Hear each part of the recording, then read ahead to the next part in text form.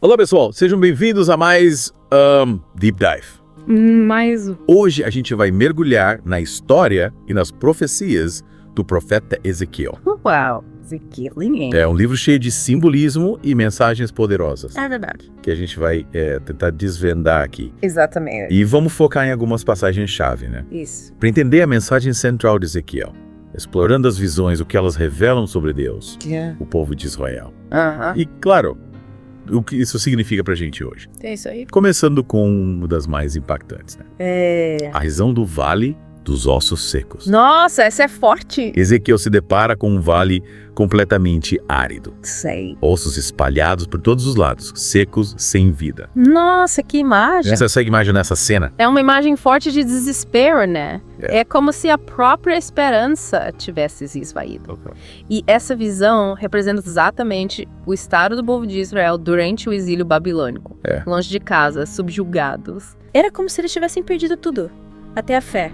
E no meio dessa desolação, Deus faz uma pergunta crucial para Ezequiel, né? Qual? Podem estes ossos viver? Que pergunta, hein? É como se ele estivesse desafiando Ezequiel e o povo a acreditar o impossível. É verdade. E a resposta de Ezequiel é interessante, né?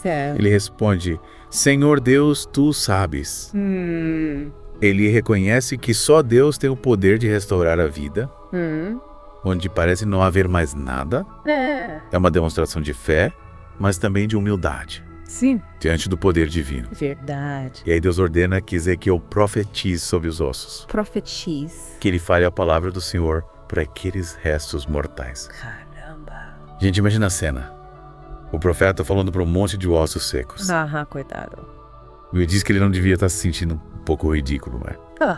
Com certeza. Mas é aí que a gente vê a força da obediência, né? É verdade. E Ezequiel, mesmo sem entender direito, confia em Deus e segue suas instruções.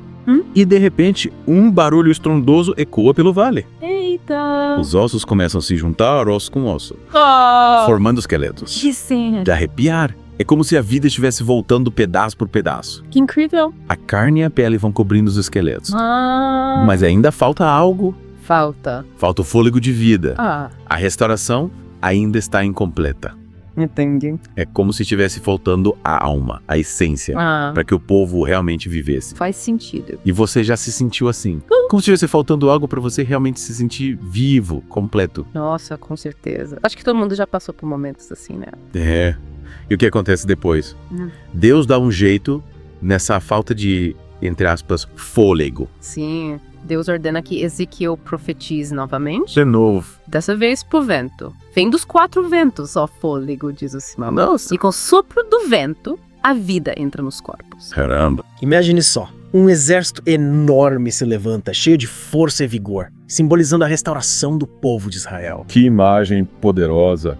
É a demonstração de que, mesmo quando tudo parece perdido, Deus tem o poder de trazer vida e esperança. É verdade? E essa restauração não é só física. É isso aí. A restauração é física e espiritual. Deus está prometendo não apenas libertar o povo do exílio, mas também renovar sua fé, sua esperança, sua conexão com Ele. É como se ele estivesse dizendo, eu estou com vocês, mesmo no meio do sofrimento, não desistam, pois eu tenho um plano. E esse plano inclui reunir o povo disperso e levá-lo de volta para sua terra. Mas a história não termina por aí. No capítulo 37, Ezequiel tem outra visão. Dessa vez com 2 varas. 2 varas? Elas parecem bem importantes na narrativa, né? O que será que elas significam? Essa visão é fascinante. As 2 varas representam os reinos de Judá e Israel, que estavam divididos naquela época. Entendi. E essa divisão, você sabe, enfraquecia o povo e os afastava de Deus. Era como se estivessem fragmentados, sem uma identidade unificada. Então a união das varas simboliza a promessa de Deus de unificar o povo. Tipo, juntar as tribos e acabar com as brigas internas. Exatamente. Deus promete unificar o povo sob um único rei, Davi, que representa a linhagem messiânica. É uma promessa de paz, de harmonia, de um futuro onde o povo estará unido sob a liderança de um rei justo e poderoso. Uau, que reviravolta. E essa união não é só política, né? Não. Porque a gente sabe que Deus está sempre de olho na parte espiritual da coisa. Com certeza. A união é política e espiritual. Deus promete um pacto de paz perpétuo e a presença do seu santuário no meio do povo, ou seja, Ele estará presente na vida deles, guiando, protegendo e abençoando. Que mensagem poderosa. Deus restaurando o povo, unindo as tribos, prometendo paz e sua presença constante. É como se Ele estivesse dizendo, Eu vou curar as feridas do passado, vou unir meu povo e vou reinar no meio deles. Mas o que a gente pode aprender com tudo isso? O que essa mensagem de Ezequiel significa para nós hoje? Essa é a pergunta que fica para você que está nos ouvindo. Como podemos aplicar os ensinamentos de esperança, restauração e união em nossas próprias vidas e comunidades? O que te faz sentir seco, como aqueles ossos no vale, onde você precisa da força e da união que Deus promete? Que reflexão profunda. E aí, pessoal, o que vocês acharam dessa primeira parte do nosso mergulho na história de Ezequiel? O que mais te chamou a atenção?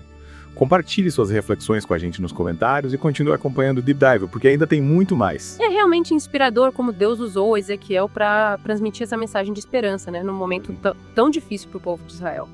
E essa visão das varas unidas, representando a união de Judá e Israel, aponta para algo ainda maior. Sim. Você mencionou a linhagem messiânica, parece que a profecia de Ezequiel vai além da restauração imediata do povo, né? Tem um significado mais profundo, mais a longo prazo. Exatamente. A promessa de um rei da linhagem de Davi, que unificaria o povo e governaria com justiça e paz, ecoa ao longo de todo o Antigo Testamento, né? É uma esperança que atravessa gerações. E essa figura do rei ideal, que traria a paz e a união definitivas, aponta para a vinda de Jesus, o Messias certo. É como se Ezequiel estivesse profetizando sobre algo muito maior do que ele mesmo podia imaginar na época. Isso mesmo. Jesus, descendente de Davi, é aquele que cumpre em plenitude a promessa de Deus de um reino eterno de paz e justiça, né? É a realização completa daquilo que Ezequiel anunciou séculos antes. Oh, que conexão incrível. Então a profecia de Ezequiel não se limita apenas ao contexto histórico do exílio, mas aponta para um futuro ainda mais grandioso com a vinda do Messias. É como se a história tivesse um plano maior, um propósito divino que vai se revelando aos poucos. Sem dúvida. E essa mensagem de esperança e restauração continua relevante para nós hoje, assim como Deus prometeu restaurar o povo de Israel. Ele também oferece restauração para cada um de nós, né? Uma mensagem universal que transcende o tempo e o espaço. Restauração das nossas vidas, das nossas famílias, das nossas comunidades. É como se Deus estivesse sempre disposto a nos dar uma nova chance a reconstruir o que está quebrado. Exatamente. Independentemente das dificuldades que a gente enfrenta, Deus está pronto para nos perdoar, nos curar e nos guiar de volta para Ele, né? É como se Ele tivesse sempre de braços abertos esperando por nós. Que mensagem poderosa. Mas me conta uma coisa, como Ezequiel conseguia transmitir essa mensagem para o povo. Afinal, ele estava no exílio, longe de Jerusalém, não devia ser fácil chamar a atenção das pessoas em meio a tanto sofrimento e desânimo. Ezequiel foi um profeta muito criativo, ele usava diferentes formas de comunicação para chamar a atenção do povo e transmitir a mensagem de Deus, né? Ele, além das palavras, usava ações simbólicas, performances teatrais, até mesmo o próprio corpo como instrumento de comunicação. Que legal. Me fala mais sobre essas ações, fiquei curiosa. Que tipo de coisas ele fazia? Por exemplo, Ezequiel construiu uma maquete de Jerusalém para representar o cerco da cidade.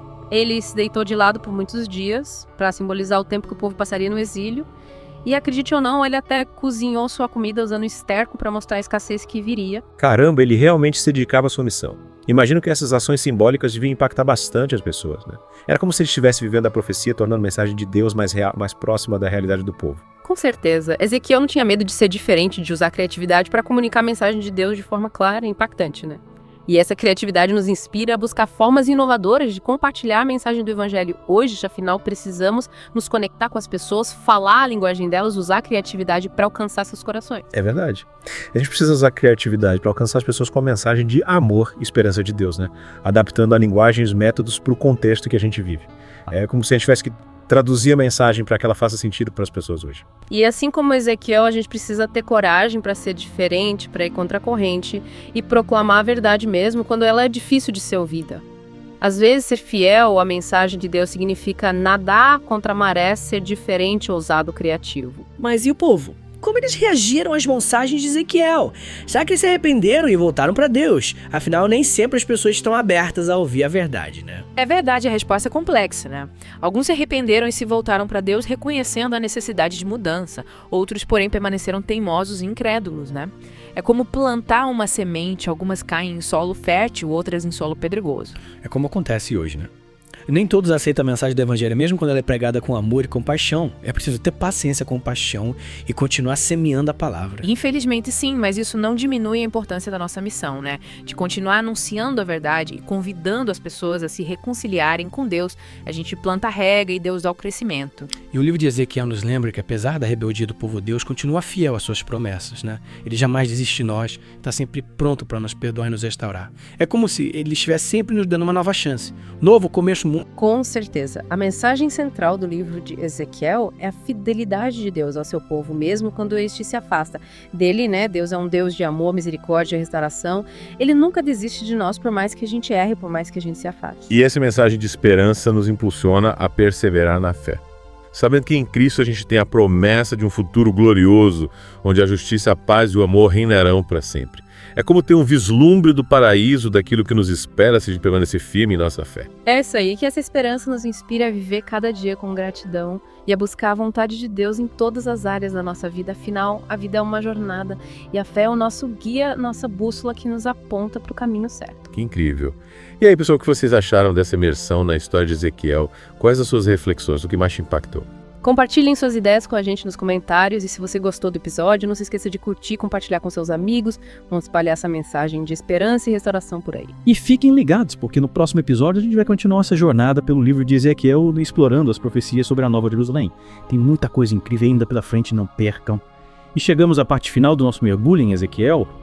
Lembra que no último episódio a gente falou sobre a promessa de restauração e da união do povo de Israel? Tchiu! Pois bem, agora vamos explorar um dos temas mais fascinantes e esperançosos do livro Nova Jerusalém. A Nova Jerusalém é a visão de um futuro glorioso, onde Deus habitará com o seu povo para sempre, né? É como um vislumbre do paraíso, um lugar de paz, restauração e perfeição. Imagina, só depois de tanto sofrimento, tanta dor, o povo de Israel recebe essa promessa incrível, essa luz no fim do túnel. E que contraste com a realidade do exílio, né? A destruição de Jerusalém e o sofrimento do povo era como se tudo tivesse perdido. E de repente surge essa visão de um futuro completamente diferente, radicalmente transformado. Totalmente. Me fala mais sobre essa Nova Jerusalém, como Ezequiel descreve. Ezequiel usa detalhes impressionantes para descrever a Nova Jerusalém, né? Ele fala de um cubo perfeito, medido com vara, de medir com 12 portas, cada uma com o nome de uma das tribos de Israel. Nossa. É como se cada parte da cidade tivesse um significado especial representando a totalidade do povo de Deus. Nossa, que estrutura grandiosa e simbólica. E o que mais? Ele mencionou outros detalhes. Porque, né, a gente quer saber como vai ser esse paraíso. Claro. Ele descreve ruas de ouro puro, como vidro transparente, um rio cristalino que flui do trono de Deus. Que lindo. E a árvore da vida que produz 12 tipos de frutos, um para cada mês do ano. Caramba. É como se a Nova Jerusalém fosse um jardim exuberante, um lugar de abundância e beleza inimaginável. Que lugar incrível. Dá para sentir a riqueza da linguagem de Ezequiel. É como se ele estivesse tentando colocar em palavras algo que vai além da nossa compreensão. Sim. E essa imagem da árvore da vida me lembra o Jardim do Éden. É verdade. É como se a Nova Jerusalém fosse a restauração do paraíso perdido, um novo começo para a humanidade. Exatamente. A Nova Jerusalém representa a comunhão perfeita entre Deus e seu povo, onde a glória de Deus ilumina tudo e todos, né? É como se o próprio Deus estivesse presente ali no centro de tudo, irradiando amor, paz e justiça. E o que essa visão da Nova Jerusalém significa pra gente hoje? Afinal, a gente não vive no tempo de Ezequiel, né? Como podemos aplicar essa mensagem em nossas vidas? A Nova Jerusalém nos aponta para nossa esperança eterna, né? Para a promessa de um futuro glorioso com Deus. Ela nos lembra que, apesar das dificuldades e sofrimentos do presente, existe um futuro de paz, alegria e plenitude nos aguardando. Sim. É como se ela fosse uma âncora para nossa alma, um lembrete de que essa vida não é tudo, que existe algo muito maior nos esperando. É como se a Nova Jerusalém fosse um farol que nos guia em meio às tempestades da vida. Isso. Nos dando esperança e força para seguir em frente. Ela nos impulsiona a não desistir, a continuar buscando a justiça, a paz e o amor, mesmo quando tudo parece difícil. Exatamente.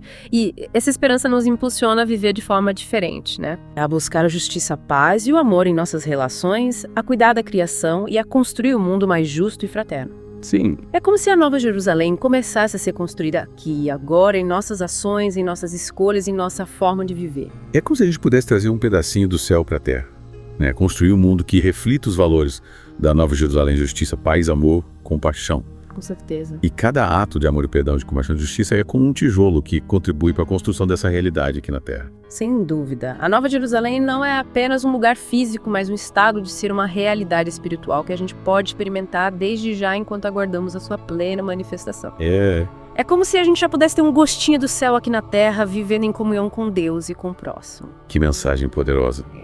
A Nova Jerusalém nos enche de esperança, nos impulsiona a viver de forma mais justa e compassiva e nos lembra que a nossa verdadeira morada está em Deus. E aí, pessoal, o que vocês acharam dessa viagem pela Nova Jerusalém? Quais as suas reflexões? Compartilhem suas ideias, suas dúvidas, suas impressões com a gente nos comentários. E se você gostou do episódio, não esqueça de curtir ou compartilhar com seus amigos. Vamos espalhar essa mensagem de esperança e restauração por aí. E assim chegamos ao final de mais um Deep Dive. Esperamos que essa jornada pelo livro de Ezequiel tenha inspirado vocês a buscar a Deus com mais fervor e a viver com a esperança da Nova Jerusalém em seus corações. Até a próxima.